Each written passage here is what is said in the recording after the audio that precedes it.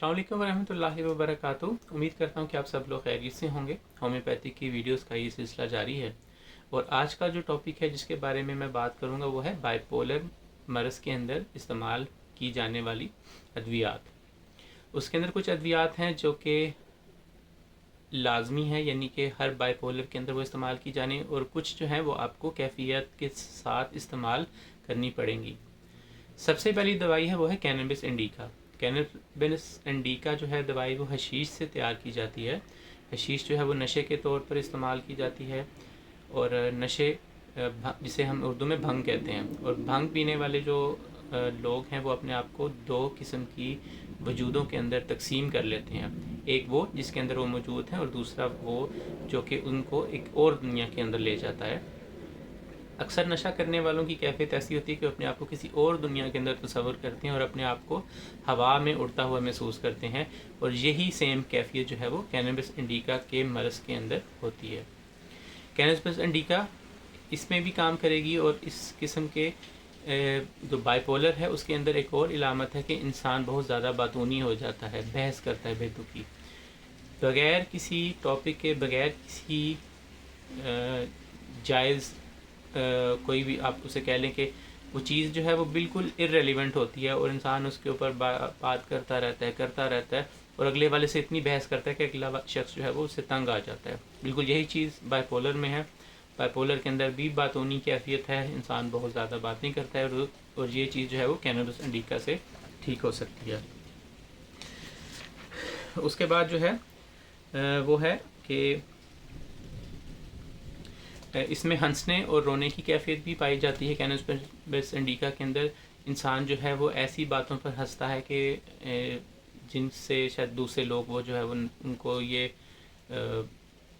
शायद हंसी ना आए, लेकिन ये पेशेंट उन बातों पर भी हंसता है जो कि हंसने वाली नहीं होती, और इसका हंसना और रोना बिल्कुल धूप और छाँव की तरह होता है, और ये इसकी कैफियत की काफ़ी गहरी मर्ज़ की निशानदेही करती है, और उसके अंदर कैनबिस इंडिका जो है वो अच्छा काम करती है। दूसरी दवाई जो है वो है रेस्क्यू बक फ्लावर रेमेडी।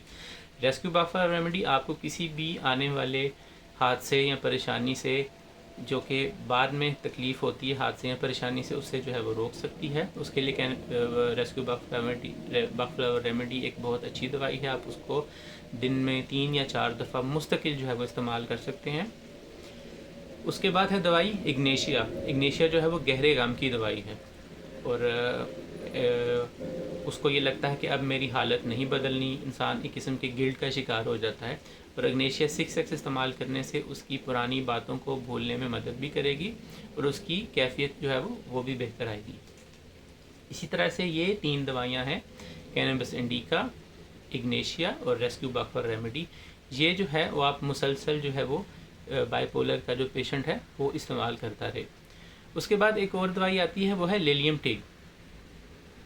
उसके साथ लेलियम टिग है, फिर उसके साथ हायोस्मस है, फिर उसके साथ बेलाडोना है, और उसके साथ चंद और दवाइयाँ भी हैं। ये जो दवाइयाँ हैं वो आपने मरीज़ की कैफियत के मुताबिक देनी है।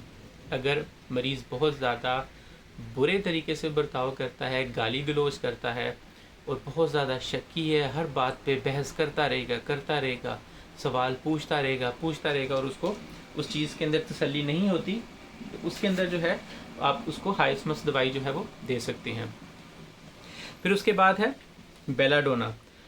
बेलाडोना के अंदर इंसान जो है वो बहुत ज़्यादा उसका चेहरा सुर्ख हो जाता है, टांगें जो हैं वो बाकी जिस्म की निस्बत ठंडी होंगी, यानी कि उसका निचला धड़ ठंडा होगा, और खून का दबाव सर की तरफ ज़्यादा होता है, जिसके अंदर सर दर्द की भी शिकायत होती है, लेकिन इंसान बहुत ज़्यादा एग्रेसिव हो जाता है, अगले वाले को मारने और पीटने पर आ जाएगा, और ये कैफियत अचानक से ही बाइपोलर के अंदर आती है।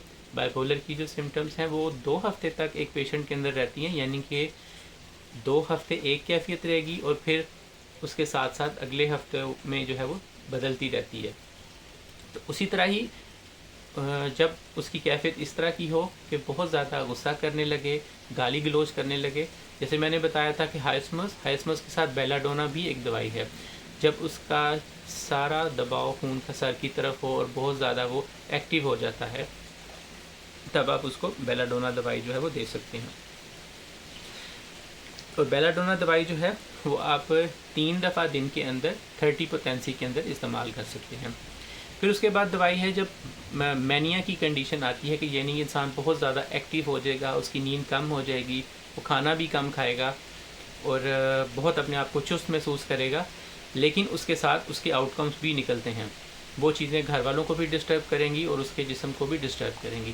اس کے لیے للیم ٹک جو ہے وہ دوائی استعمال کر سکتے ہیں۔ للیم ٹک جو ہے وہ آپ 30 طاقت کے اندر دن کے اندر 2 دفعہ استعمال کریں، ایک صبح اور ایک دفعہ شام۔ آپ 2 قطرے جو ہے وہ اپنی زبان پر جو ہے وہ ڈال سکتے ہیں، اور یہ جو ہے وہ اس پیشنٹ کے اس مینیا کنڈیشن میں، جب وہ مینیا کو عموماً کہتے ہیں پیشنٹ پاگل تو نہیں ہوتا لیکن پاگل پن کی طرح اس کا ہوتا ہے، یعنی کہ وہ نہ تو ٹھیک طرح سے سو رہا ہے، نہ ٹھیک طرح سے کھا رہا ہے، نیند اس کی 3-4 گھنٹے ہے، کھانا بھی وہ سارا دن تھوڑا سا کھاتا ہے اور بہت زیادہ ایکٹیو رہتا ہے۔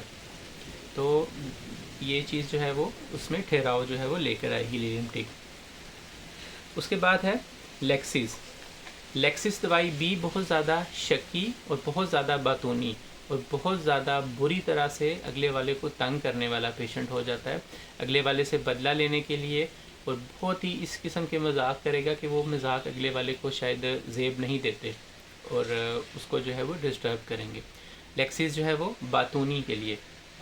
بائی پولر میں بھی ایک کنڈیشن آتی ہے کہ وہ شخص مسلسل اگلے شخص سے بات کرتا رہے گا، اور حالانکہ وہ اگر اس کا دوست ہے اور اس کو سمجھتا ہے تو اس کی بات سن لے گا، لیکن اگر وہ شخص کسی ایک نئے شخص کے ساتھ یہ چیزیں بار بار ریپیٹ کرے تو وہ شخص اگلے والے کو بہت زیادہ پرابلم کریٹ کر سکتی ہے کہ یہ شخص جب بھی میرے سے ملتا ہے وہی چیزوں کو ریپیٹ کرتا ہے۔ ہم نے دیکھا ہوگا کہ اکثر کبھی کسی کے شخص کے ساتھ جب کبھی بھی کوئی برا واقعہ پیش آتا ہے تو وہ شخص ہمیشہ بھی جب اس سے کرتا ہے تو وہ شروع سے لے کے آخر تک پوری بات بتائے گا کہ یہ میرے ساتھ ہوا، یہ میرے ساتھ ہوا۔ تو اس قسم کی کیفیت کو جو ہے وہ لیکسس جو ہے وہ کم کرتی ہے۔ اس کے بعد ہے جب انسان قابو سے باہر ہو جاتا ہے، بہت زیادہ ایکٹیو ہونے میں بھی، بہت زیادہ غصہ آنے میں بھی، تو تب آپ اسٹیفیسیگریا دوائی جو ہے وہ استعمال کر سکتے ہیں۔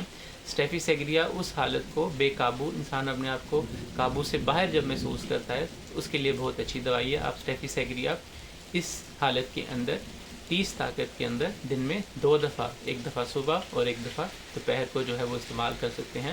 تو یہ تمام چیزیں جو ہے وہ دوائیاں جو ہیں وہ بائی پولر کے پیشنٹ کے اندر جو ہے وہ استعمال کرنے سے اس کی جو طبیعت کے اندر ہے وہ کافی زیادہ جو ہے وہ بہتری آتی ہے۔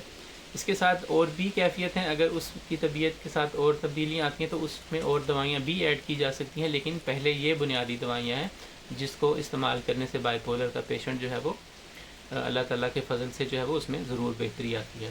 امید کرتا ہے کہ آپ کو میری ویڈیو اچھی لگی ہوگی۔ اگر اچھی لگے تو اس کو لائک کریں، شیئر کریں، اور اگر آپ کی کوئی بھی کمنٹ ہے اور آپ چاہتے ہیں کہ اور کسی ٹاپک میں کے بارے میں بات ہونی چاہیے، یا ان ویڈیوز کے اندر اور کیا ایڈیشن ہونی چاہیے، یا ان ویڈیوز کو کیسے بہتر بنایا جا سکتا ہے، تو اس کے لیے ضرور آپ اس کے نیچے جو ہے وہ کمنٹ کر سکتے ہیں۔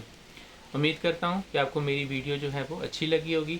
اگلی ویڈیو کے اندر ایک نئی بیماری اور نئی باق ریمیڈیز کے ساتھ یا ہومیوپیتھک ریمیڈیز کے ساتھ آپ کی خدمت میں حاضر ہوں گا۔ مجھے اجازت دیں۔ السلام علیکم ورحمۃ اللہ وبرکاتہ۔